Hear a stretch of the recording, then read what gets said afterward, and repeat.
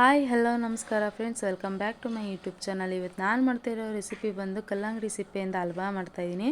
ತುಂಬಾ ರುಚಿಯಾದಂಥ ಹಲ್ವಾ ಇದು. ಬೂತ್ ಕುಂಬಳಕಾಯಿ ಹಲ್ವಾ ತಿಂದಿರ್ತೀರಲ್ಲ ಫ್ರೆಂಡ್ಸ್, ಅದೇ ಥರನೇ ಟೇಸ್ಟ್ ಕೊಡುತ್ತೆ ಇದು. ಬೇಸ್ಟ್ ಆಫ್ ದಿ ಬೆಸ್ಟ್ ಅಂತಲೇ ಹೇಳ್ಬೋದು. ಎಷ್ಟೊಂದು ಜನ ನಾವು ಹಣ್ಣು ತಿನ್ಕೊಂಡು ಸಿಪ್ಪೆನ ಬಿಸಾಕ್ತಾ ಇರ್ತೀವಿ. ಸೊ ಈ ರೀತಿ ಇದನ್ನ ಮಾಡಿ ನೋಡಿ. ನಾನು ಇಲ್ಲಿ ಒಂದು ಅರ್ಧ ಭಾಗದಷ್ಟು ಕಲ್ಲಂಗಡಿ ಸಿಪ್ಪೆನ ತೊಗೊಂಡು ಮೇಲ್ಗಡೆ ಗ್ರೀನ್ ಕಲರ್ ಪಾರ್ಟ್ನ ನಾನು ತೆಗೆದು ವೈಟ್ ಕಲರ್ನ ನಾನು ತುರಿದಿಟ್ಕೊಂಡಿದ್ದೀನಿ.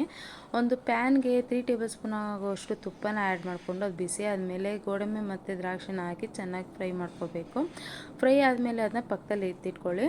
ಅದೇ ಪ್ಯಾನ್ಗೆ ಬೇಕು ಅಂದರೆ ಇನ್ನೂ 2 ಟೇಬಲ್ ಸ್ಪೂನ್ ಆಗೋಷ್ಟು ತುಪ್ಪನ ನೀವು ಆ್ಯಡ್ ಮಾಡ್ಕೋಬೋದು. ನಾನು ತುರಿದಿಟ್ಕೊಂಡಂಥ ಸಿಪ್ಪೆನ ನಾನು ಇಲ್ಲಿ ಸೇರಿಸ್ಕೊಳ್ತಾ ಇದ್ದೀನಿ, ಕಲ್ಲಂಗಡಿ ಸಿಪ್ಪೆದು. ಸೇರಿಸ್ಕೊಂಡು ಇದನ್ನ ತುಪ್ಪದಲ್ಲಿ ಸ್ವಲ್ಪ ಫ್ರೈ ಮಾಡ್ಕೋಬೇಕು. ನಾನು ಚೆನ್ನಾಗಿ ಫ್ರೈ ಮಾಡಿಕೊಂಡು ಒಂದು 10 ನಿಮಿಷ ಇದನ್ನ ನಾವು ಬೇಯಕ್ಕೆ ಬಿಡಿ. ಇದು ಬೆಂದಾದಮೇಲೆ ನಾವು ಇದಕ್ಕೆ ಒಂದು ಚಿಕ್ಕ ಕಪ್ಪಲ್ಲಿ ನಾನು ಒಂದು ಕಪ್ ಆಗುವಷ್ಟು ಸಕ್ಕರೆ ನಾನು ಇಲ್ಲಿ ಆ್ಯಡ್ ಮಾಡ್ಕೊಳ್ತಾ ಇದ್ದೀನಿ.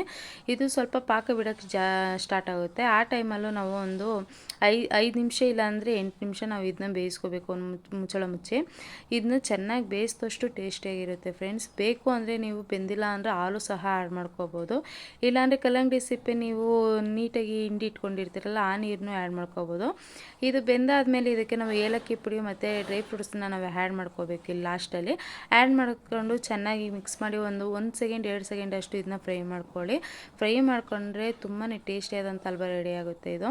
ಸೊ ಸಮ್ಮರ್ ಸೀಸನ್ ಇವಾಗ ಸ್ಟಾರ್ಟ್ ಆಗ್ತಾ ಇದೆ. ಎಲ್ಲರ ಮನೇಲಿ ಆಲ್ಮೋಸ್ಟ್ ಕಲ್ಲಂಗಡಿ ತಂದೇ ತರ್ತೀರ. ಈ ರೆಸಿಪಿನ ಟ್ರೈ ಮಾಡಿ ನೋಡಿ ಒಂದ್ಸರಿ. ನಿಮ್ಗೆ ಇಷ್ಟ ಆದಲ್ಲಿ ಲೈಕ್ ಮಾಡಿ, ಶೇರ್ ಮಾಡಿ, ಹಾಗೆ ಸಬ್ಸ್ಕ್ರೈಬ್ ಆಗೋದನ್ನ ಮಾತ್ರ ಮರಿಬೇಡಿ ಫ್ರೆಂಡ್ಸ್. Thank for watching.